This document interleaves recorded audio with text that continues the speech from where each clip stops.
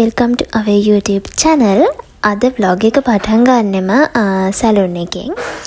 ඔගොල්ලෝ බලනවා ඇති මම මොකටද මේ ලෑස්ති වෙන්නේ කියලා මම කියන්නම්. මම මේ ලෑස්ති වෙලා ඉන්නේ අපි දෙන්නගේ ප්‍රී ෂූට් එකට. මම හිතන්නේ මම ගොඩ කාලයක් තිස්සේ බලාගෙන හිටපු අවුරුදු ගානක් තිස්සේ මේ දවස් එනකම් බලාගෙන හිටපු දවස් වලින් එකක් තමයි මේක. අපේ ප්‍රී ෂූට් එක තිබුණේ ජනවාරි 13. මම hair එකයි makeup එකයි කරගන්න ආවේ වව් සැලුන් එකට ගම්පහ. ඇත්තටම කියන්න ඕනේ මේකප් එකයි hair එකයි ගැන මේකප් එක ගැන විශේෂයෙන්ම කියන්න ඕනේ මේකප් එක පැය 10ක් විතර ෂූට් එක තිබුණා. පැය 10ක් විතර මගේ මේකප් එක පොඩ්ඩක්වත් අඩු වෙන්නේ නැතුව දිය වෙන්නේ නැතුව ඒ විදිහටම මගේ මේකප් එක ලස්සනටම තිබුණා. මොකද මම එහෙම ලොකුවට මේකප් දාගන්න දන්න කෙනෙක් නෙවෙයි. ෂූට් එක අතරමැදදී හදිසියේ හරි මගේ මේකප් එක ඩැමේජ් වුණොත් එහෙම ඇත්තටම මම එහෙම මේකප් දාන්න දන්නේ නැති කෙනෙක් නේ. එතකොට මට ලොකු අපහසුතාවයක් වෙනවා ඒක. මොකද ෂූට් එක ලස්සනට තියෙන්න ඕනේ. අනිත් එක ප්‍රී ෂූට් එකේ හින්දා. ඇත්තටම thank you අක්කේ මගේ මේකප් එක ලස්සනටම තිබුණා. මම ගෙදර එනකම් මගේ මේකප් එක තිබුණා. මම ඒකයි ඔයගොල්ලන්ටත් කියන්න හිතුවේ. ගම්පහවට ඉන්න කෙනෙක් ඉන්නවා නම් වාව සැලුන් එකට ඇවිල්ලා කරගන්න මට බය නැතුව කියන්න පුළුවන්. මගේ මේකප් එකට කිසිම ප්‍රශ්නයක් වුණේ නැහැ. ෆොටෝස් ගහන ෆොටෝ ලොකේෂන් එක විදිහට තෝරගත්තේ විසුවල් විලේජ් කියන ලොකේෂන් එක මේගමුව චායල අතර තමයි ලොකේෂන් එක තියෙන්නේ.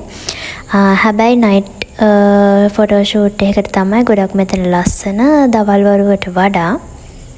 හරි මම දැන් මෙච්චර වෙලා කිව්වේ අපේ ෆ්‍රී ෂූට් එකේ හොඳ පැත්ත ගැන. ෆොටෝ ලොකේෂන් එක ගැන, සැලුන් එක ගැන ඇත්තට මේ දේවල් හොඳයි. දැන් මම කියන්නම් ඇයි වෙඩින් එකටවත් ෆොටෝස් ටික දාගන්න බැරි වෙන තරමටම අපේ ෆ්‍රී ෂූට් එකේ ෆොටෝස් ටික අවුල් වුණේ කියලා.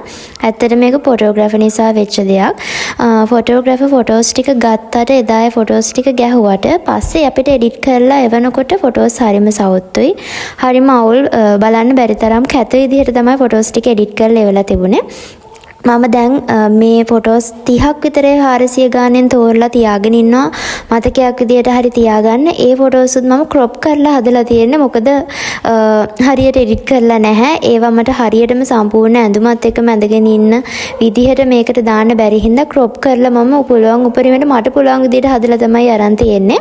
සාමාන්‍යයෙන් ෆොටෝග්‍රැෆර් කෙනෙක්ට අපි එඩිට් කරන්න ඕන විදිහ කියලා දෙන්න ඕනේ නැහැ. ඒගොල්ලෝ දන්නවා. ඒගොල්ලෝ හදලා එවනවා. මේක අපිට යාට කියන්න උනා. සුදු කරන්න එපා, ගොඩක් සාමාන්‍ය පාරට හදන්න, කළු කරන්න එපා. එයාට සුදු කරන්න කිව්වොත් එයා දන්නේ ගොඩාක් සුදු කරලා හදන්න. කළු කරන්න කිව්වහම අපි ඉන්නවටත් වඩා ගොඩාක් කළු කරලා හදලා ෆොටෝස් එනවා. මාර විදිහට අවුල්. ඒ ෆොටෝස් බලන්නත් බැරි තරම් ගොඩක් ඒවා. එතකොට පිම්පල් මාක්ස් එකක් තිබ්බත් ඒකත් එයාට හරියට එඩිට් කරගන්න බැරි මට්ටමක තමයි ඇදලා තියෙන්නේ. මම දන්නේ නැහැ අයියේ කියලා. මං හිතනවා වෙඩින් එකක් ගන්න කලින් ප්‍රී ෂූට් එකක් කරන එක අනිවාර්යෙන් වැදගත්. ඒක අනිවාර්යෙන්ම කරන්න. එතකොට ෆොටෝග්‍රැෆර්ගේ ෆොටෝස් ගැන එඩිට් කරන විදිහ ගැන අපිට දැනගන්න පුළුවන් නිසා ඇත්තටම ප්‍රී ෂූට් එකක් කරන එක ගොඩක් වැදගත් දෙයක්. ඒක තමයි මට මුලින්ම ඔයගොල්ලන්ට කියන්න ඕන නිසා තමයි මම මේ වීඩියෝ එක දානවා කියලා ඇත්තටම හිතාගත්තේ. ඒක නිසා ඕගොල්ලෝ අනිවාර්යයෙන්ම ප්‍රී ෂූට් එකක් කරන්න. මම මෙතන ෆොටෝග්‍රැෆර්ගේ මූණවත් පේන්නේ නැති වෙන්න දාලා නැහැ. වහලා දාලා තියෙන කවුද කින්ද මන්ද කියලා මං කියන්නෙත් නැහැ. මොකද වෙන කෙනෙක්ට ෆොටෝස් හොඳ වෙන්නත් පුළුවන්. මට නම් ඇත්තටම හොඳ නැහැ යාගේ ෆොටෝස්. වෙඩින් එකට දවස් 10ක් විතර තියලා තමයි මට මේ වැඩේ උනේ. ෆොටෝස් ටික හම්බුනේත් කලින් ගොඩක් කලින් කරලා තිබුණාට ෆොටෝස් ටික හම්බුනේ වෙඩින් එකට දවස් 10ක් විතර තියලා. ඊට පස්සේ තමයි ඉතින් ටක් ගාලා වෙන ෆොටෝග්‍රැෆර් කෙනෙක් හොයාගත්තේ. මම ඒ වෙන ෆොටෝග්‍රැෆර්ගේ නම විස්තර වෙඩින් එකේ vlog එකෙන් අරගෙන එන්නම්. ඇත්තට මේ ෆොටෝග්‍රැෆි හොඳයි, ෆොටෝස් හොඳයි, එඩිටින් හොඳයි, ඔක්කොම හොඳයි. මේ වගේ දෙයක් කාටවත් එන්න එපා කියලා තමයි හිතන්නේ. මොකද ප්‍රී ෂූට් එකක් කරන්නේ වෙඩින් එකට ෆොටෝස් ටික දාගන්න ආසාවෙන්. ඒක දාගන්න බැරි වුණාමත් ඒක හරි අවුල්. ඉතින් උනට කමක් නැහැ. ඒක ඉතින් මං හිතින් අත්හැරියා. චූටි ෆොටෝස් ටිකක් විතරක් මං තියාගත්ත මතකයක් විදිහට තියාගන්න ඕන නිසා. මේ වීඩියෝ එක අවසානට මම ෆොටෝස් ටිකක් ඇඩ් කරලා තියෙනවා. ඒ ෆොටෝස් ටික ඇඩ් කරෙත් මම ගොඩාක් ක්‍රොප් කරලා මං සම්පූර්ණ ෆොටෝ එකෙන් භාගයක් විතර වගේ අරගෙන තමයි දාලා තියෙන්නේ. ඔයගොල්ලන්ටත් තේරෙයි ෆොටෝස් මොන විදිහටද තියෙන්නේ කියලා. මට ඔය කියන්න ඕනුනේ ඉතින් අනිවාර්යෙන් වෙඩින් එකක් ගන්න කලින් ෆ්‍රී ෂූට් එකක් අනිවාර්යෙන් කරන්න කියලා. එහෙනම් ඉතින් මම vlog එක මෙතනින් end කරනවා. ඊළඟට බලමු වෙඩින් එකේ මොන vlog එකද මම අරන් එන්නේ කියලා. එහෙනම් ෆ්‍රී ෂූට් එකේ vlog එක මෙතනින් end වෙනවා. අනිත් vlog එකෙන් හම්බෙමු.